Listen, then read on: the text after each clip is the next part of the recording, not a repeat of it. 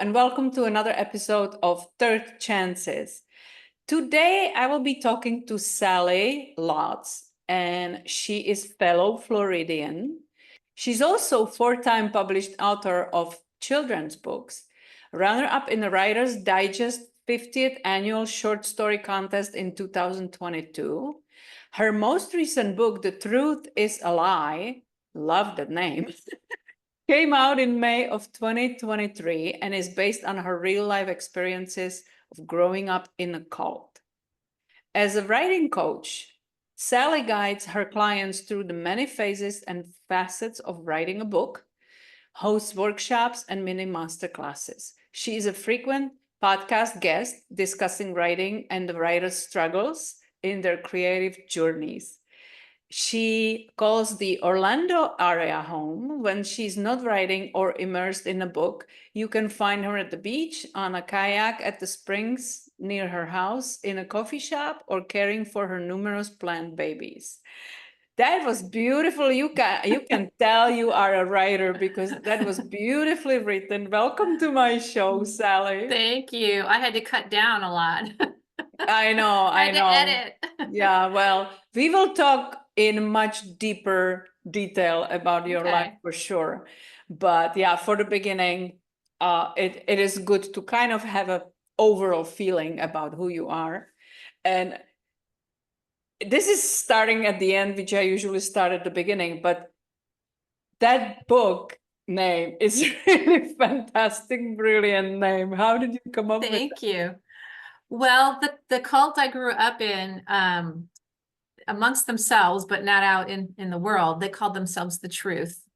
I didn't know And they that. have a book called The Truth That Leads to Eternal Life, is what I they see. teach their followers from. And so my journey out of that at a very young age, I was discovering all the lies that were in the truth. Yeah. And you can't have, if you say you have the truth, right? There can't be a lie. So I could never come to grips with that. So the name of the book is called The Truth is a Lie. I love it because it plays on their claims. And that's really brilliant idea. It does. And people take that title two different ways. People who've never heard of this cult before, they take it like you. That's an interesting name. It's a play on words. People who've been in the cult, they go, oh, I get exactly what you're talking about. Yeah. Well, let's not walk around that because that was something that also caught my attention. I know one other person that went through what you did through, what you went through. I don't know the personal experiences, but the same famous cult. And I would love to go there and ask you, how did it happen? What happened when you were little? How you end up being in a specific cult/religion, I guess, right? And what it is, if you are free to talk about it. Sure. I could call it a religious cult because there's a lot of cults that are not religion. So it's the religious cult is the Jehovah's Witnesses. And my mom converted over to that when I was 6. And I'm going to say that I was child number 5 in a very short amount of years. So my mom had and her second marriage. So my mom had a big void and a lot of mess in her life. And so she turned to this cult because they made her some promises. The main one being that she would never grow old and die, and that she would live in a paradise on earth. That was in 1972, and my mom is now 83. So that therein is one of the first lies, right? Because my mom did grow old. Well, but I can understand if you are in a mess situation that you may lean to something like that for some kind of order in your life. And it's, like you always try to understand what would lead people to make a decision like that. Exactly. She had a life that she made a lot of bad choices and didn't know how to get out of it. And so she leaned into something that would guide her. Unfortunately, it didn't guide her in the right direction because she quickly, her third husband, who she also brought into the cult with her, My stepfather was a very abusive person, Oh. in all ways, physically, emotionally, sexually. He was abusive. Hmm. And my mom was also mentally and physically abusive. And so that by itself, people say, well, there's families that have problems all the time. You Yeah. can't blame it on the cult. However, being in the cult, people knew about the situation and it never went outside the walls. Nobody ever like called the police, or nobody ever Yeah. suggested, hey, go and get some help. Hey, maybe you should leave the home. Maybe you should do this. It was all, you're not doing something right, to my mom. You're not being a good wife. You're not leaning on Hmm. Jehovah. You're not studying enough. You're not going door to door enough. So everything she did, she wasn't doing enough. So she had to do more of whatever Jehovah said. Now, my viewpoint as a child was, hey, we had birthdays, we had Christmas, we had Easter, we had holidays, and, fun things. We did fun things, right? Birthdays, I went to a birthday party. It was fun. And then all of a sudden, all of those things were of the devil. I couldn't be I wanted so badly to be a brownie, which a brownie is part of the Girl Scouts of America. It's like the low level. I couldn't do that because they were associated with a Christian organization, and all Christians are of the devil. So that's what I learned as a child. I learned to fear everybody who was outside of the truth. Everybody who was not a Jehovah's Witness. I was afraid of my own father, because he wasn't a Jehovah's Witness. It's isolating you from the outside world. We were quickly isolated from our aunts, my uncles, yes, and anybody at school. So But the smile on your face, right? Because right. I have the truth and you don't. Can I go back to, like you touched on, because when you were saying what your mom and was dealing with, and probably including you children, of course, it's different when we look back as adults and try to make sense of it and understand. But when you were a little child, what did you feel like? What is happening? Did you feel it was normal? It's just part of life, or were you scared?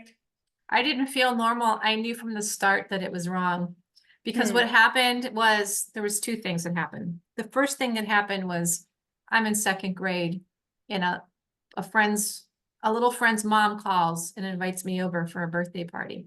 And I am like ecstatic. This is my first birthday party, right?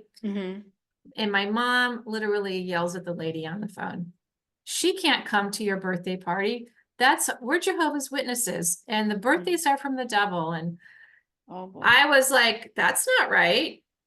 As a 7-year-old, I was like, that's not right. And just, I could never, even as a child, things just never added up to me. How can God not want you to be happy and enjoy life? Why, what's wrong with the birthday? What's wrong with the Christmas? What's wrong with, Thanksgiving, Mother's Day? None of those things are celebrated. Were you able to talk to your mom about it, or was she? Absolutely not. Any questioning was considered rebellious. Right. It was like, we're all in this together. So yeah, as a child at school, I had to sit outside the classroom when there was parties going on. We would have Valentine's Day. Everybody else would be handing out little paper Valentines they made, and I had to sit in the hallway and talk about feeling out of the place. Feeling out of place. I was already awkward and shy and quiet, and now I have to sit out in the hallway and then get teased, right? Yeah. So, and then go home, and home was awful. So, that was really hard. To me, I wanted to be at school because school was a safe place. So I just kind of learned to just be quiet and just be kind of invisible. I had older siblings and younger siblings, so it was easy being in the middle. the older ones would always get in trouble. The babies always needed attention. So it was easy for me at home to just like slip outside and go play in the park, or just like go read my book, you know, under my bed, or in, you know, somewhere where you couldn't see me, behind the sofa. So that was your getaway to Mhm. kind of the frenzy, Yeah. crazy stuff. Yeah. How long did it take for you to finally be able to exit that? Like, I actually exited when I was age 16. And this is what, if you read my book, this is, I fictionalized this story, but I crammed it down into 3-month period. I had a boyfriend at age 16. He was not a Jehovah's Witness. He was a boy from school, and he lived around the corner. And we had art class together, and we would just sit in art class and giggle, you know, and pass notes. And sometimes we would hold hands, but I never dated because I couldn't go right. anywhere, right? And so somebody told on me. And the first time I kind of lied and said, I don't have a boyfriend, you know, that's not true. But then somebody told on me again. And so then I couldn't hide it. And To your parents or to your teachers? no, they told my mom. They called my Ooh. mom. One of the Jehovah's Witness girls that went to school with me, but she was in a different class, so I barely ever saw her. She was like a freshman and I was a junior, so I never saw her, but she saw me, and she told her mom, and her mom called my mom. Wow. So then I was called into the elders. So the elders are the men who are over the church, over the Kingdom Hall or the congregation. And I was pulled in, and they asked me by myself. I had nobody with me, no parent, no sibling, no person on my Like side. the ultimate court. But you think about, would you let your 16-year-old daughter go into a room alone with 3 men and be questioned? Exactly. Yeah. No. And they did no not wrong. just ask me questions. They really wanted to know what I was doing with this boy. And they asked me very sexually explicit questions because they wanted to know the level of detail. Because the level of detail then determined my punishment. Yeah. I clammed up and I said, I'm not telling these guys anything. And Wow. I was scared, I was upset, and I was like, I got to get out of here. Yeah. So keep in mind, while I'm being questioned here, I've dealt with, since I was 6, here I'm 16, 10 years of a monster in my house. Yeah. Who was abusive, who we told my mother what he was doing. My older sister told, and the elders knew. We moved a lot because he was a pedophile. We moved a lot. And here he's never punished. They never called the police on him. They just, like I said, they tell my mom, go home, you're not doing things right. You're not a good wife. You need to do better. Yeah. And so I'm sitting there thinking, I was holding hands in the hallway with a boy, and I'm getting in trouble. Yeah. Right. So yeah. in A trouble, sense of some fairness, right? Yeah. the trouble in the Jehovah's Witnesses is called disfellowshipping or shunning, which means you're shunned, nobody can talk to you, you're basically dead. So I went home, and my mom said to me, you have to make a choice between Jehovah and that boy. And I'll never forget the look on her face when I said, well, I choose the boy. Her face kind of like dropped, like she wasn't expecting me to say that. And so from that point, I was shunned in my own home. Nobody talked to me. My older siblings, the little girls, I was a bad influence. My best friend, no longer talking to me. I was able to go and live with my dad. That took about 2 months because he was in the Navy and he was deployed. And so when he came back, I went to live with my dad. And so then I was 16, I was free of this cult, but I had all of this emotional damage. Yeah. Oh my from God. all that abuse, from the religious abuse, the family abuse. And here I go and live in this home where it's a normal home. And I just, After it was, 10 years, you probably didn't know anything else but I- bed. I didn't even know how to buy clothes because literally everything was decided for me. Was Like, your dad aware that mom took the entire family and went through this? so my dad was her second husband and I was their only child. So he was in the Navy, so he was deployed a lot. And I think at that time, moms were just given the children, no questions asked. Yeah. And he knew that she was a Jehovah's Witness and he thought it was dumb, you know, but he always sent me presents for my birthday and for Christmas. And I would get to see him like once a year. But that's about the only time I spent with him, and knew. So That's something like out of movie, because somebody who never went through something like that cannot even imagine this is possible in 21st century. No, I know. In this And life, you know, it's people always ask me, well, why didn't you tell anybody? And I'm like, yeah, right. First of all, I'm in a cult where talking is not allowed. And two, I'm a victim. I'm terrified, you know, I don't have any social skills like most people do. Yeah. Because I'm taught everybody in the outside world is and you the don't devil. live in normal circumstances to tell you otherwise. No. You were basically brainwashed. Right. Yeah. So, but I knew in my head, in my heart, that it was wrong. And I was like, how do you get out when you're a child? Right. Yeah. So I had to live it until I could get out. Well, thank God that there was the option to go to your dad, because otherwise, what chances would you have at 16 years old and not I would have been on the money? street. I would have been on the street. Yeah. So that's my story. Were you able to talk about it freely with your dad, or did you ever did? No, I didn't, because I wasn't emotionally or mentally capable of doing that. Yeah. I did not want to talk about anything in that house. And then when I got older and I was probably in a place where I could talk about it, my dad got sick and he passed away. So he passed away when I was like 25. So I thought about, you know, when he was sick, oh, I should tell him. I'm like, no, he doesn't need to know that, because what's he going to do?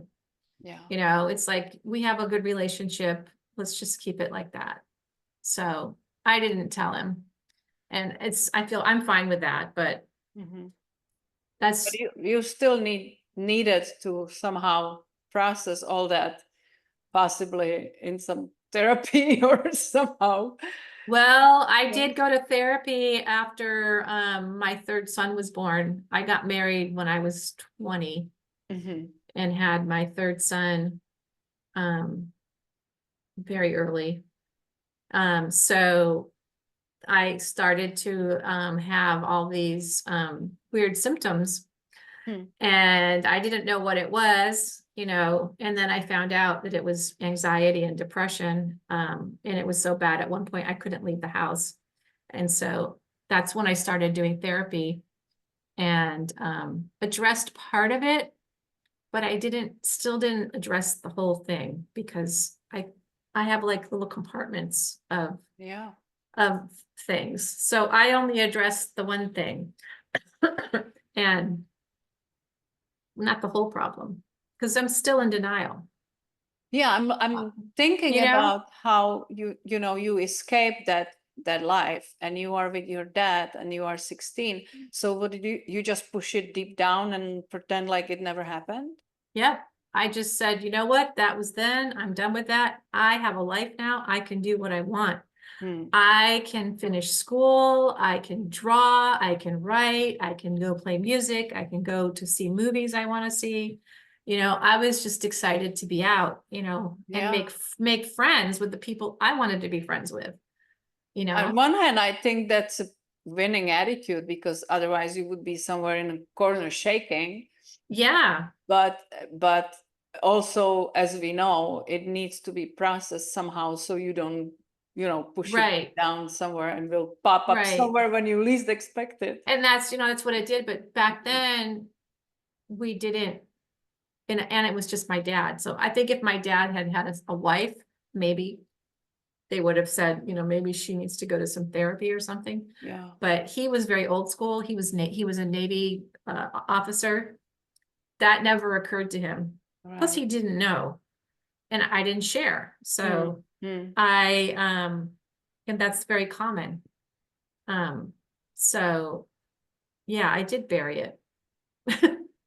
Looking back, when you telling me you got married really early, which in my country it was not so unusual to get married at 18, 19, and you know, Right. it's a whole different world today, but it used to be normal. And I'm just thinking, were you, looking back now, were you able to hold a normal relationship, or would it affect the way how you dealt with men, or being in relationship, feeling safe and all these things? What do you I didn't feel unsafe, but I did choose the wrong person. Mm. And I discovered that very early on. Because I was brought up, remember what I told you about my mom? Everything is like, you're not good enough. You're Yeah. not good enough. You need to Yeah, do yeah, better with this. You need a man to take care of you. So I was of the mindset, even though I didn't say it, mentally, I need a Mm. man to take care of me. Yeah. I need a husband so I can, you know, have this and this and this. Had I been healthy, I probably would have said, I want a partner to share my life with, not a husband to take care of me. Yeah. But I wasn't in that mind space. So There's 10 years of pretty effective strategy to brainwash you. That is just absolutely, that's why yeah, I'm trying to kind of imagine, you know, because of course those years are shaping us, who we become, and especially as a yeah, child, when you don't have anything to bounce it off, and you basically have to take it as a fact. And it's just great that you had that gut feeling that it's not okay, that it's not normal, that you want yeah. to get out. It's not normal. Well, there was so much hate and judgment that I couldn't understand that that was God. Yeah. I was like, I don't think that's God. God doesn't hate everybody. He can't hate everybody. Yeah. Just to my childlike view, you know, it's like, why would he hate me for going to Girl Scouts when Girl Right. Scouts are doing good things, right? They're learning how to do things to help other people. Mm-hmm. They're not, yeah, they're not in there Satan worshiping, you know. Yeah. So, Wow. yeah. No, it's really, it's hard to imagine. It's just, I'm trying to imagine what I would have done in a situation. You would never know unless you are in it, and the surroundings are so surreal that it's hard to imagine what anyone would do, I guess. Yeah. And for me, How, because it wasn't my choice, it was my right. mom's choice. And people say to me, well, you don't just join cults, you know, how could she be so dumb? And I'm like, I'm going to tell you right now, first of all, you don't just join a cult. Like I said at the beginning, Everybody's smart when it doesn't involve they that. made her some promises, and they do not tell you at the very beginning what you know at the end. And by the Right. time you're over here at the end, you are isolated. You've made big changes in your life. Yeah. If you leave, you lose everything you have. Yeah. And especially when you're an adult, you could lose your children. And so there's a lot of people who are in the Jehovah's Witness cult who are, they call them physically in but mentally out, because if they physically leave, they could lose their entire family, their businesses, everything. And that's, you have to really be mentally prepared to do Yeah. that, and mentally Yeah. strong. But you know, you don't want to lose your children, Yeah, of course. you know. So So it is has your mom, the, does your mom, is she still involved, or did she leave oh possibly? no, she's still involved. She is. Yeah, yeah. So I have a brother who's an elder and his wife, and I have three sisters who are all very involved, and their husbands. I have nephews who are then third generation Jehovah's Witnesses, who are all very much involved. It's just me and two of my brothers who are not Jehovah's Witnesses. So I'm assuming there is a limited option of contact and doing things Yes, together. very limited. We don't have family Thanksgivings. We don't have any, like happy birthday, there's 7 kids. Yeah. Yeah. So, And those that stayed, they never showed any will to this may not be right like you did. mm-mm, It's amazing. no, That's really that's mind-boggling. Yeah. I know. Well, my little sisters don't know any different because they were born Yeah. in. Yeah. Yeah, but you And were the same way. You were 6, so but I when you wasn't think of born it, in. I remember Christmas, Easter. I I remember see. stuff. Yeah, yeah, yeah. They don't know any of that. And my older sister, she's 2 years older than me. And my brother, he's 3 years older than me. They definitely knew the life before and after. So, and we've all experienced the trauma of living in that home. And it's not, Yeah. my mother is still a terrible person. She still treats us all badly. So Jehovah did not help her. Yeah, for sure. Well, I don't think that was the intention of Yeah, the experience. yeah. So the Well, thing thank God is you are out. I'm happy to be out. It's caused a lot of even though I'm out, I still don't have that family connection, that family bond. Yeah. So that's been a lot of hurdles to overcome, but I'm just like the idea how it affects every normal relationships and things that we take for granted in life that are normal to people that are completely new to you, that you kind of had to dream in your head that this is yeah, not normal, this is, this and then is, strive to get it. yeah, it's like every year when Mother's Day rolls around and my friends complain about, I've got to do Mother's Day with my mom and she's like this and that. I'm like, why are you complaining? Yeah. Like, I've never had a Mother's Day with my mom. I would, even, that would be great. Let's go get our nails done, I've Yeah. never had that. And she's living. So, Yeah. So what do you think was what helped you the most to overcome all this nightmare? well, I do have a deep faith. I have that. I think I had that as a child, and that's what I think held on to me and made me see things in a different light and have a hope to get past that. I question things, but I think too, one of the biggest things is I read a ton of books as a child because I would get dropped off at the library on a Saturday, and it might have been negligence because my mom didn't want me around, but I just went and read all the books that I could read. And like I said too, when I was hiding, I would read books. And I wrote as a child. I would write little plays, I would write little stories, but it wasn't encouraged because it was taking me away from Jehovah. So, Yeah. but that's what I turned back to during my therapy. I started writing, I just started doing like more like journal kind of things. And then writing shorts, just writing poems and some short stories and just doing some little things. But I had 3 little boys and then I got divorced. And so I kind of put that aside for a little bit, but came back around. Yeah. Well, it's fun because the writing can be very therapeutical. I can't even say You that. said it. Yeah. That's you said it. And Yeah. I love writing myself, so I know that you can really, like, even if it doesn't make any sense, just help you dump your brain out and kind of hear your thoughts and sort it out and stuff like that. So I can imagine. Exactly. And I it's just wrote in a journal and I never read it again. I just wrote, yeah. that's what my therapist said, just write whatever you feel like. Yeah. And Just especially get when I it was out. going through my divorce, I just wrote down the things and then I closed it and I never looked at it again. but Yeah. you're right. It helped clear my head. Yeah.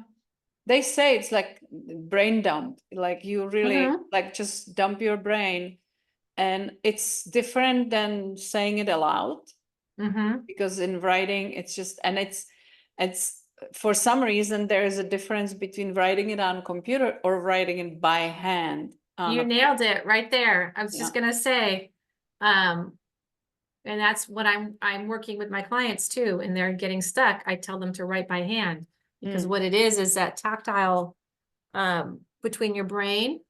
This is how I explain it. It goes from your brain, it goes down to your heart, and then it goes out your arm and out your hand, depending on which hand you use.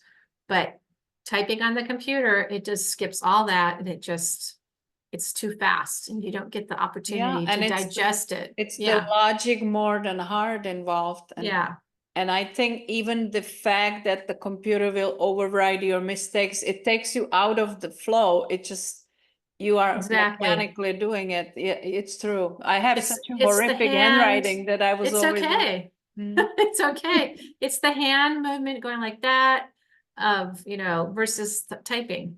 Yeah. It's slow, and it settles, and it can be as messy as you want, because you're not going to read it again. Yeah. So let's go back to, so now you have 3 kids, you are divorced. Your dad is already passed out at that Yeah, he passed away before my 3rd son was born. Yeah. So what do you do now? You are by yourself with the kids. That's not gonna be easy. I was very sick at the time though too. So I had a split custody with my ex-husband, and so I didn't have the kids full time. So I had to go back to work. So that's what I did. I had to find a job. What did you do for work? Because I did accounting. I worked in accounting. Not the best job, but it got me a paycheck. So yeah, I just had to live. I had to find a place to live, and I had to have a place for my kids when they came, and 3 boys. So yeah. Demanding, yeah. And I'm just thinking, do you think it made you more resilient than weak, that experience? Yeah, I don't think it made me weak. I think, it strengthened me. I don't like the word resilient, because every time somebody says that, I feel like that I'm just asking for another problem so I can be resilient. Oh no. I don't want one. Okay, no. No, but I know what you're saying. That wasn't the intention. No, I know what you're saying. Yeah, I think it made me have more resilience. I'm also an understanding person, so I listen, and I learn, and I change, and I move forward. Well, it is obvious, because people would deal with similar experiences 2 different ways. Either you are broken from it and you are a victim, and you just, you could relive the nightmare for another 20, 30 years and blame everything on it. Or you can take the stand like you did and kind of never look back, which I don't know if it's ideal, but it was probably brilliant at the time, because it just let you kind of enjoy what you never had, and just deal with it later, because that wasn't the time. Whatever worked. Yeah, I don't always recommend that. But I do recommend moving forward and not wallowing in a space mentally or emotionally. And some people need to take baby steps. I talk to a lot of ex-cult members who are stuck and don't know what to do, and I tell them to find something they love doing, and just do that a little bit every day, until it's more and more, and that passion comes into your life, Because you actually have to rediscover who you are, because your identity was stripped there. It's just like you were nobody, and you just follow and follow the rules, and that's, everything is okay. And if not, you are being punished. It's I tell people being in a cult is like being in an abusive relationship. Yeah. Because your identity is stripped away from you, and you're afraid, and yeah, you're not in control. Yeah. And So it is everybody who never experienced anything even close like this, they always have this, good judgment afterwards. How could you not see it? How could you not see what he was doing to you if it is about relationship, yeah, why didn't you leave? And all these things. It is, if unless you know the circumstances and you know all the details of that time, it's impossible to imagine that sometimes people have no choices, no yeah. good choice. Yeah. I never ask anybody that when I talk to them, because I know that the mind and the heart and abuse, and it's difficult. Somebody who's being hurt, you say, why didn't you leave? Well, Yeah. sometimes they feel like they can't do any better, and Right. it's harder to start over. It's easier to stay where you're at. Yeah. Because they've It been is beaten some kind of down. certainty that you have. Yeah. It's Yeah, miserable, but yeah. or I don't deserve it. I've been beaten down, I don't have the strength or energy. So Yeah. it's more like, congratulations, you got out, I'm happy for you. Hmm.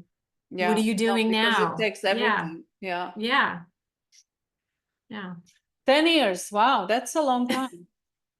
My formative years, Your formative years. I was my just inner gonna say that child. you read my mind. Thank you. And no, it's funny because that word came to me and you just said it. It was like, wow, wow, wow. Yeah, Yeah. it's my inner child. Yeah, It that's, is really fascinating. So yeah. now you are free for how many years? Well, then I have to tell you how old I am. Oh, So I'm sorry. Roughly, roughly. Well, I'm going to be 60 in 2 weeks. So No way. I've been out for a long time. However, my family is very much in. So it's something that affects me every day. Like, we're going through a situation I told you before we got on here, where my mom is very sick, and we're getting limited information because I'm not a Jehovah's Witness. Yeah. But I'm also, and it's an abusive relationship, and it's like, I'm kind of torn right now. Like, should I care or should I not care? But is it also that forgive me if I'm wrong, because I have some like really not enough information, but I believe that they don't believe in certain medical procedures or, treatments. Is that true as well? They don't believe in blood transfusions at all. Okay. But that's about it? Well, they used to not do organ donations, and Okay. then now they do, and then they didn't, and now they do again. So you can have an organ, but you cannot have any blood. Hmm. So if you need a blood transfusion for anything, You're screwed. you're screwed. Yeah. Jeez. And they have the elders who will come down if they know that you're in the hospital, and they will make sure that they counsel you about the blood so that you don't get it. Yeah. Very much like Scientology will come in if they think you're having a mental breakdown and you might be going to see a therapist, or you're in the hospital. They will come and Make your sure you are presence known. safe. Mm-hmm. Wow. Yeah. It's really, this is the first time I have really the possibility to talk to someone like you who is, thank God, very free of this and feeling free to talk about it, because it's usually the scarcity that prevents people to really say anything, and for good reasons. So it is, for me, it's like mind-opening, like eye-opening experience as well, because I have heard things, but of course you never get to talk to anybody who really lived through it. Right. Yeah. And I'm very vocal about it because I feel like just a lot of people, it's awareness. A lot of people don't know. Yeah. And it might And help you when you come across somebody. You might be that friendly face that they see that encourages them. yeah, this is probably gonna be a ridiculous comparison, but in some way it reminds me of me being brought up in communism, when you have no information other than what government wants you to know. And so 100%. the truths are truly the lies that and you don't know any different because there's no resources you can go to challenge that opinion or that fact that you are being told, because there is no access to any foreigner information. There is no internet, of course, that Nope. wasn't then. There was no freedom of listening to a radio. To foreign radio was crime.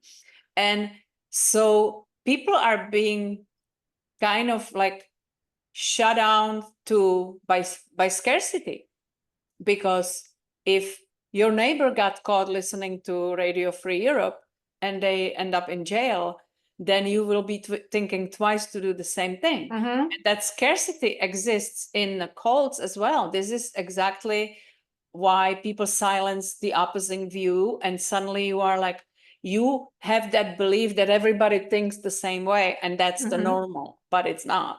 100%. And it's I've just, said that too. it is very different than what you went through, but in some way it is very similar strategy, because when you don't know that there is a different world out there, you stop questioning it. You are Right. you are accepting it as a normal. And I remember at that time you talking that I didn't know that they were portraying Christians as evil, but I remember communists didn't like you to go to church, because everybody who can influence your mind to think for yourself or to believe that your rights doesn't come from God but from government, they needed you to obey their rules and not feeling like, well, I'm a free person, who are you to tell me? It's so all the thinkers, all the writers, all the philosophers and priests, they were being diminished first, because they can influence people to think for themselves, and that's not required, because to obey you have to stop thinking for yourself. And you, thank God, you never left that. You always had that urge in you. It's true. You have to shut down the questioning. You have to shut down the thinking. That's the first thing to go. It's ultimate belief in the leader. And if they don't tell you the truth, that's, you don't question it. There's a punishment involved if you question. And it could be, in communism, it could be death. It could be life in prison, right? It could be, Jehovah's Witnesses, it's you lose everything you know and have, and nobody's going to talk to you anymore. And good luck. It's very similar, because if you dare escape and you want to defect the country, which was of course a crime on its own, and you risk death crossing the border illegally because nobody even had a passport. If you succeed in escaping, then your family is paying for it. You lose everything you had, you lose whatever, like family house, and they may end up in jail because their family member chose freedom. And I'm thinking if there is something similar in that cult, when a member or two of the family escape, how does it reflect on the rest of them? Do you know? It typically doesn't reflect, well, I shouldn't say that. They do talk behind each other's backs. If there's a child, I'm sure they talked about, my mom probably wasn't a good mom. Look, she had a daughter who left and a son who left. I was thinking more like official punishment, if there is any kind of retaliation, if you know. No, the punishment would be more like you're no longer like a high level witness and people will talk about you. They may not do business with you anymore.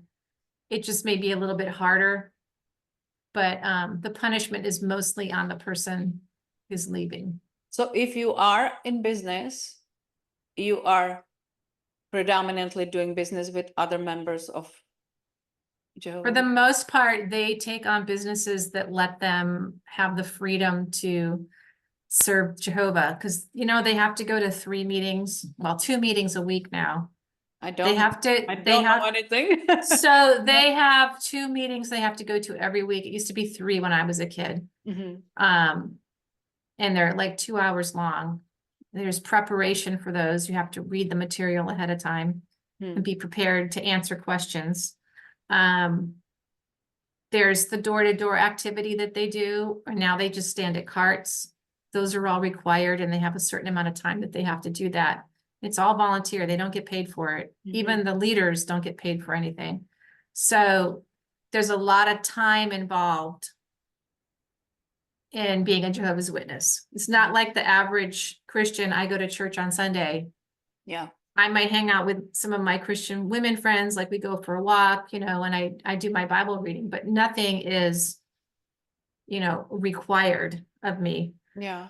So that being said, the businesses are typically businesses that revolve around their service industry. So they can kind of set their own times, like window cleaning, house cleaning, pool cleaning, stuff like that.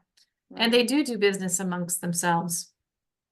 So, or they just have careers, but it's hard to have a career when you have to do all that other stuff, right?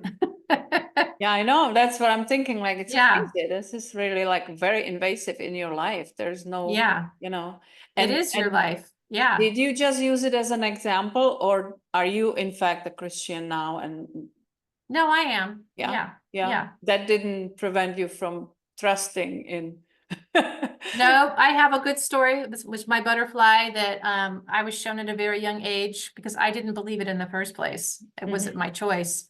And even through all of this things that happened to me and my ups and downs, no, I have a strong faith. How did it come to a small child like that? Did you have somebody who introduced you to the faith? No. That's interesting. No, I found a dead butterfly. This is what happened to me in the park. I was trying to be invisible in the house, so I got out and played in the park. And this was Chicago, and I was alone in the park, which is weird because you don't let your kids play alone, right? That's dangerous. Yep. Right. But I know the time of year, it was early evening and everybody was home having dinner, and I was playing on the swings, and I jumped off the swing set and I found this blue butterfly in the bark under the swing set, and it was dead. And so I decided I was going to bury it because that's what you did with things, right? And as I buried it and marked its little grave, I have a vivid imagination as a child, obviously. I can tell. I thought to myself, I need to test this Jehovah and see if he's real or if God is real. And I just said, God, if you're real, when I unbury this butterfly, if it's there, then I know Jehovah is real and you're a lie. And I know if it's gone, that you're a lie, or that you're real and Jehovah is a lie. And so I did like a little prayer. I probably learned this on TV, I did a little prayer. And then I went and I uncovered it and the butterfly was gone. And so, wow, it's gone. People like, you just dug up in the wrong place. I'm like, I marked it with a stick and it was just a tiny area. And trust me, I dug to see if I could find it. And it was a big butterfly. So it wasn't little, and it was blue. Wow. And I found out years later that the blue butterfly is very rare in Chicago. In the southern, like in Florida, you might see one, but not in Chicago. That's stunning story. Yeah, so I have it on my wrist, my blue butterfly. And by the way, for those that are just listening to this, she's showing us her tattoo on. Oh yeah, sorry. I have a tattoo of a butterfly flying away and another one that's just laying there. But that's incredible. Yeah, so I held on to that, and knowing that this Jehovah, he was not God, he was a lie, and he was made up, for this cult. And I just held on to that. It's fascinating for me that as a little child, you felt with your whole being that this is not right. And it fascinates me because I can imagine how you were kind of cut off of, like conflicting information and stuff like that. So it must have been in you very strong faith that this is not right. Yeah. That's really interesting. Yeah. And when you're trying to get the attention and love of a parent and they keep pushing you away, it just even proved more to me. It's like, that's not right. Yeah. Wow. Yeah.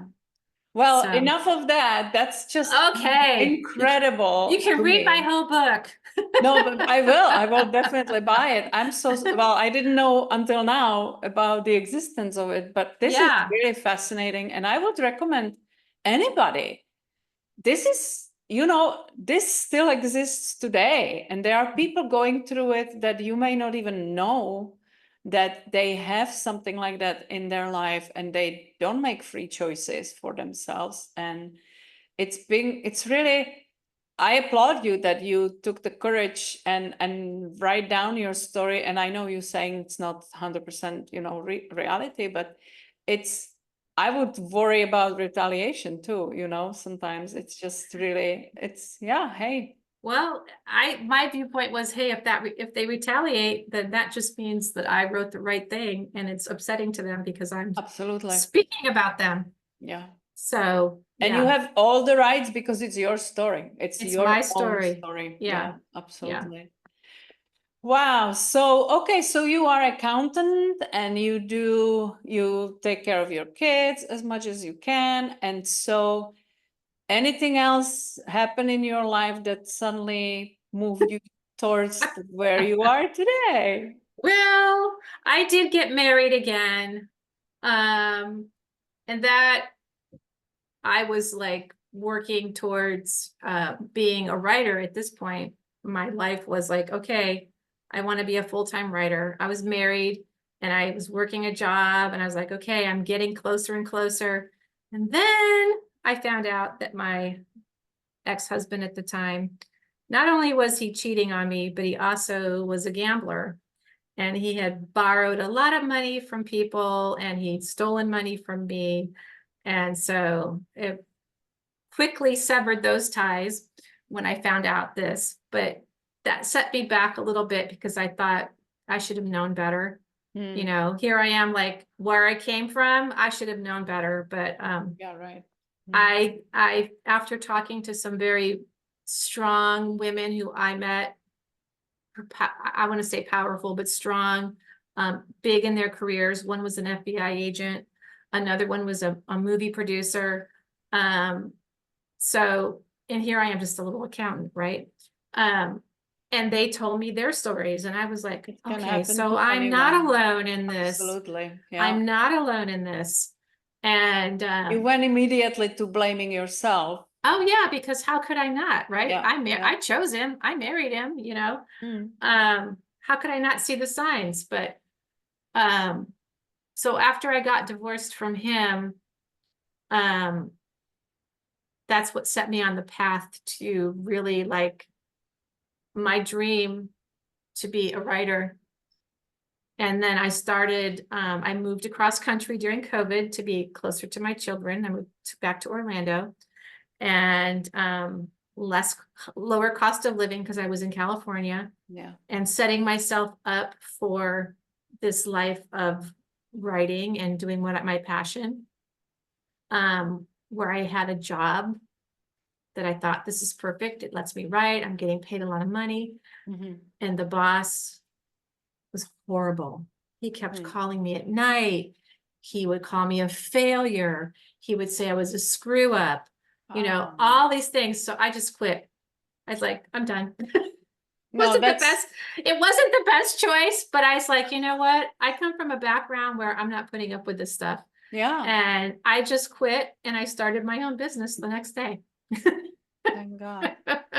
No, well, if anybody, you would see the signs on the wall when somebody starts, yeah. Oh, Yeah. yeah. Yeah. So it was a very harassing, yeah, it was not a good environment. So I knew that wasn't going to be conducive to me having any success with anything. So I kind of saw it as the handwriting like on the wall, so to speak, like time to leave.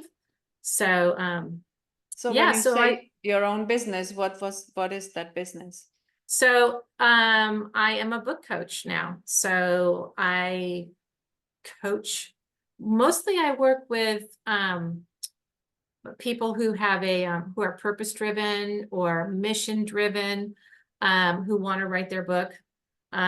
They are attracted to me because of my story, and they have something that happened to them or changed their life, and they want to give that back to either their clients or out to reach beyond their reach. And so that's a lot of the people who I work with. I've worked with a couple of people who wrote their memoirs, very thought-provoking, interesting stories of where they came from and where they are now. So that's what I do. And I love it. It's really fun to have someone come to me with their idea of their book they want to write. And they're talking to me and I'm sitting there listening, and then I tell them that they have the wrong idea for their book. And they look at me and I say, well, you wanted to write a book for professional men who are athletic and you want to help them push forward in their careers. But you said like 8 times, father, your grandfather, you as a father, your kids, that's all you talked about. He said, yeah. I said, so your book should be a mindset book for fathers. He's like, oh, I guess you're right. Very similar to the idea to dump your brain on a paper is to speak with someone who can actually see what you don't see. Yeah. Which is brilliant, why coaches work with people that want to achieve more than just ordinary. Yeah. You have that perspective that you don't see, as they say, the trees for the forest.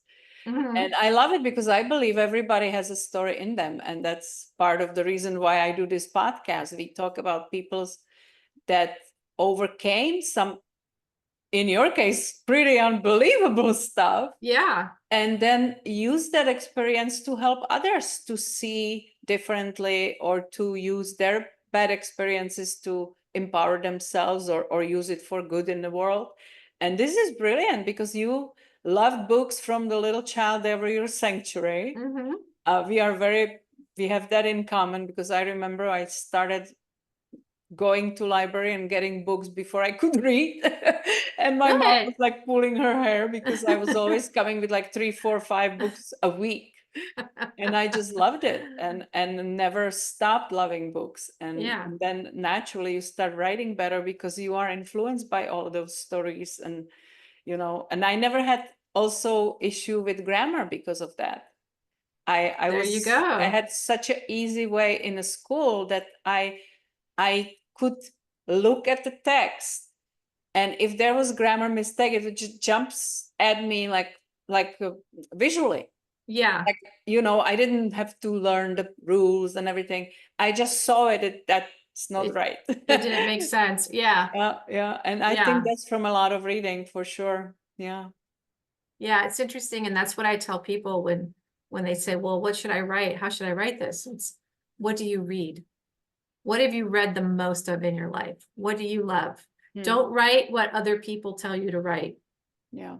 Because then you're writing not for yourself, and it's not going to come through. Your passion for whatever topic you're writing isn't going to come through. It's going to be forced, and you're going to hate it. So it's typically whatever you read the most of is what you like to write, what you should write. Yeah. And also, what does it mean to you if you decide that your story is worth writing, or whatever idea that you have in you is worth writing? I think it would be also important where you want to go with this book. Is it supposed to inspire somebody, teach somebody? I would think that's important as well, to kind of decide what that book's. It can be just entertaining, but like, whatever wonderful novels there are, but it can also teach somebody lesson or help them overcome something. It's just, I think books are some of the best invention. Every book has a message, whether it's a fiction book or nonfiction.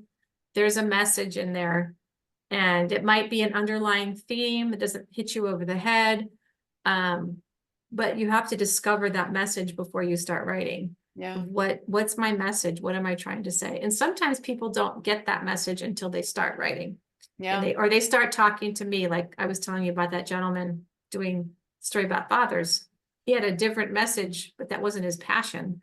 until we started talking, and he's like, yeah, I need to tell that message. Because that's what he believed that he should be Yeah, doing, right? yeah, yeah. And can I ask you when you, because I write as well, and I'm one of those bad ones that I had like 4 half-finished books in my drawer, and then I get another idea, so I start working on Just it. start another one. Yeah.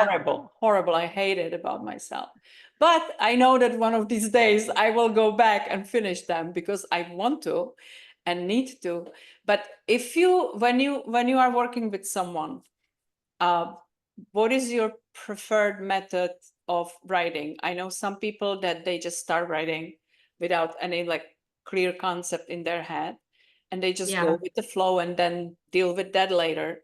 Or I actually adapted for myself and it seemed to be working for me.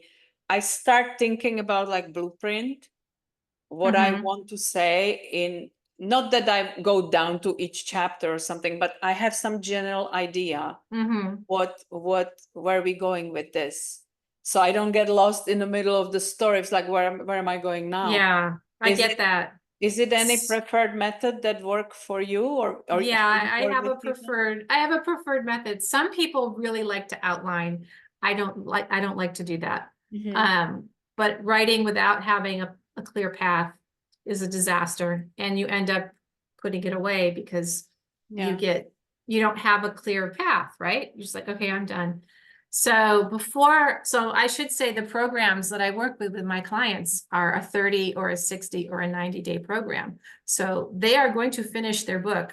It's not going to be 4 books sitting in a drawer. They're going to finish one. Don't use me as a bad example. Sorry, you're not the only person, okay? I know. So before we start, we know what the message of the book is, which is vital. We know who their audience is, which is vital. And we do a loose outline, meaning they know how many we make them chapter headings. It's just, I call it a map. It's just a map of going, and they have their beginning and their ending, and they have some little stops. Now you can go off the map if you want to, but you're going to come right back to it. You know, you might do some sightseeing, but when you have a clear guide and you have a short time frame, you stay on your path as much as possible.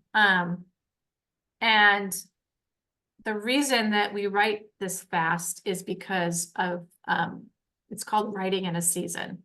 And a lot of very famous authors, not just me, write this way because what happens is your creative flow, your emotional state, your mental health, even your surroundings around you change over time, right? So if you're writing a book you started in January and you put it down and you don't come back to it until September, are you the same person? No. Yeah. No, you could have had a lot of things happen and you have a whole different outlook. And then you have to go back and remember, what was it I was writing about? Oh yeah, I didn't have a path. So, okay, we're going to put that aside and we're going to start over again. And then same thing happens and then you put it away. So my very, very first client, literally the day I decided to do this business, I was talking to her on a networking call and she said, I've been working on my book for 10 years. Oh boy. I want to work with you. Her book was done in 30 days and now she's got a publisher who's paying her for her book. So this method works, and it's tried and true because I've done it myself. Yeah. That's why I do this, because I heard so many people saying, I started my book, but I put it away, or I started it 10 years ago, or I'm going to write a book someday.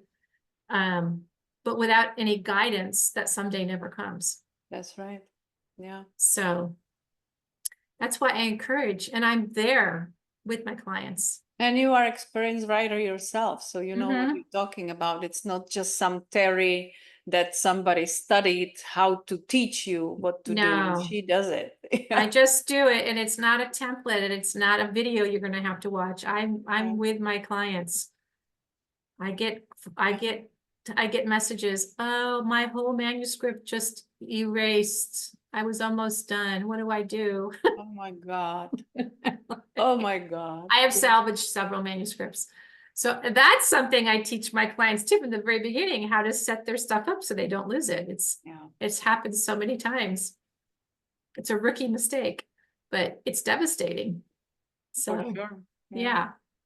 Well, I hope that somebody's listening who has very similar issues that most of us do, that we feel like we have book in us, but there is never the right time and never the right circumstances to sit down, and it requires some time and discipline to sit down and put it on paper, for sure.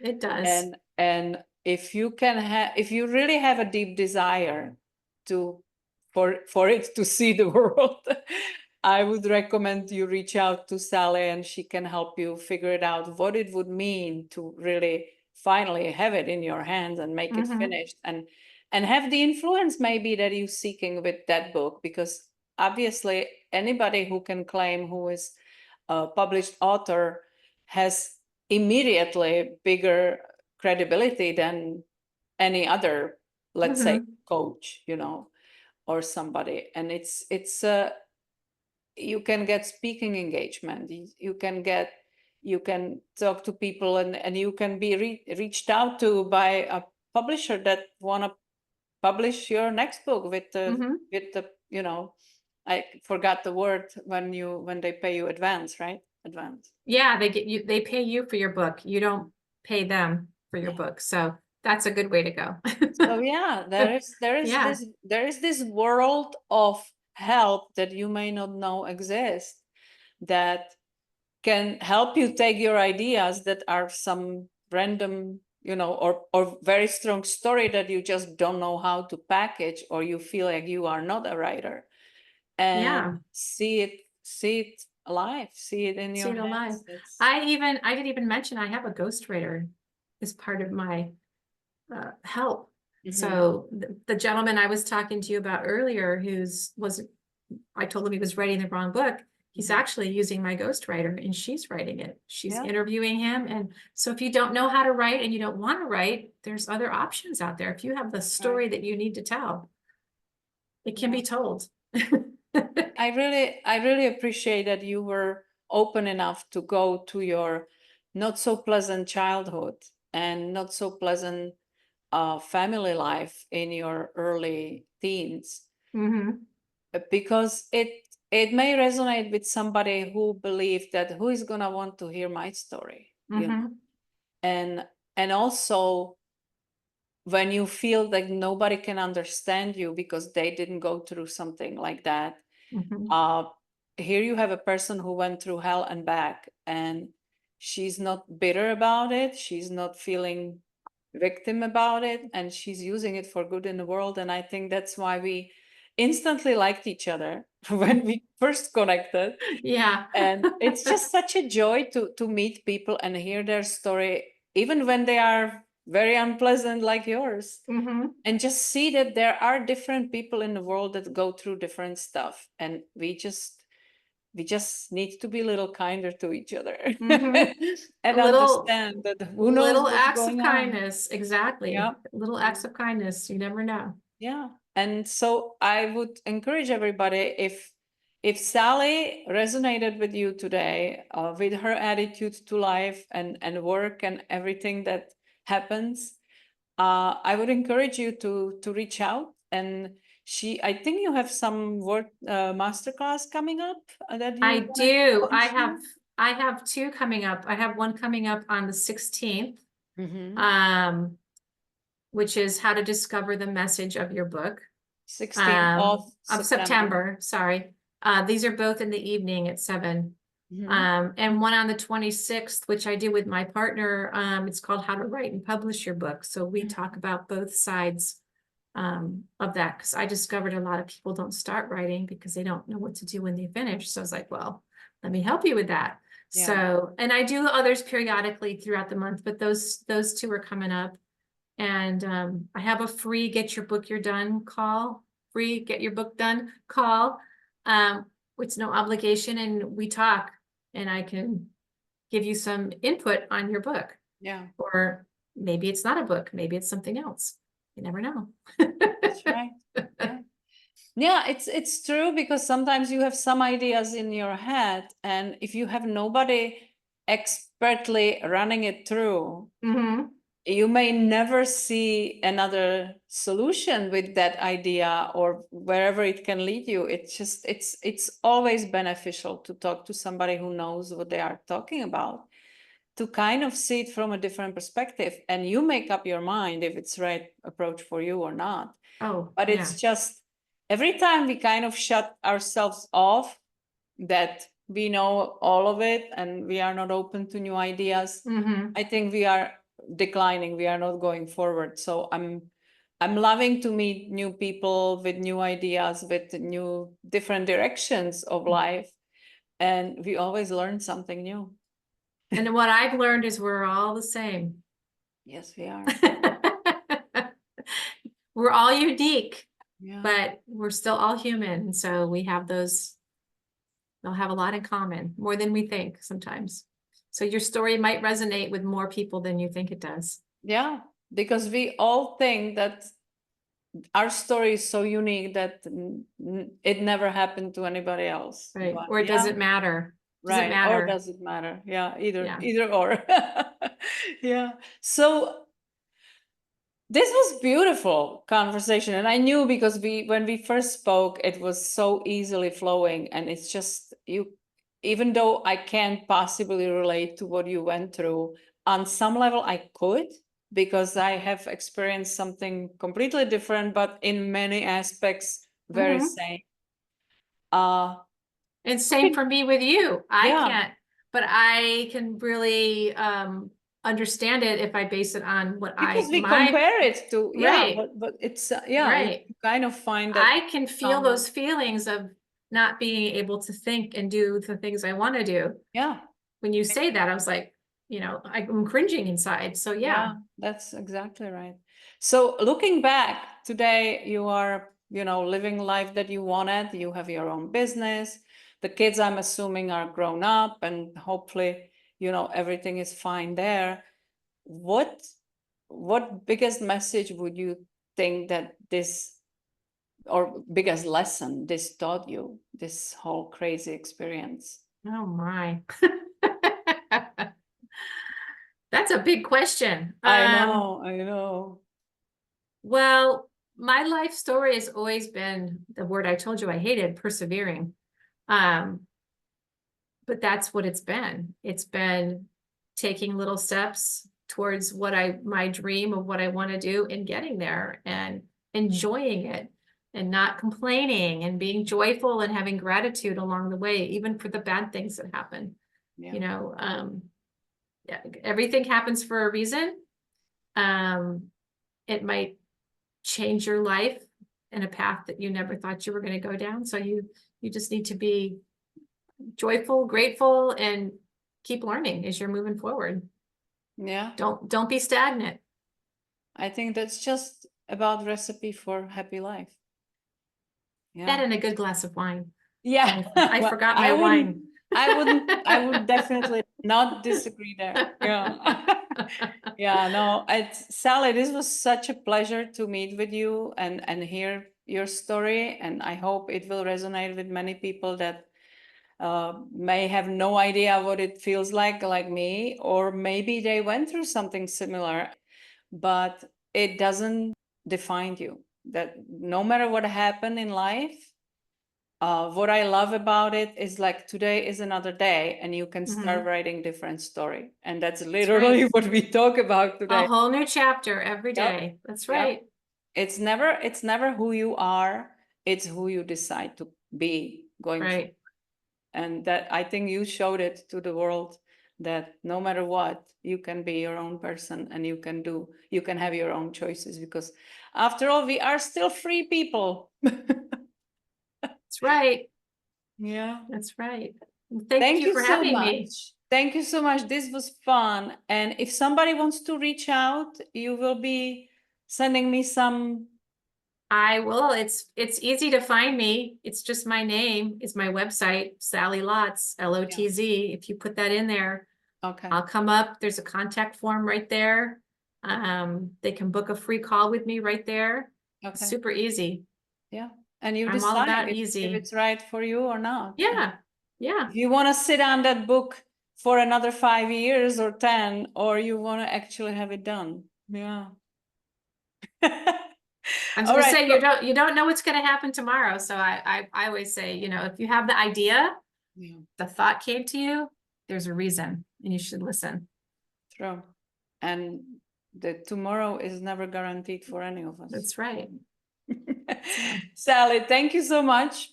Please thank send me you. the information so I can put it in the show notes. And I hope everybody enjoyed and you have a wonderful rest of the day or night, whatever, wherever you are, whenever you listen to it.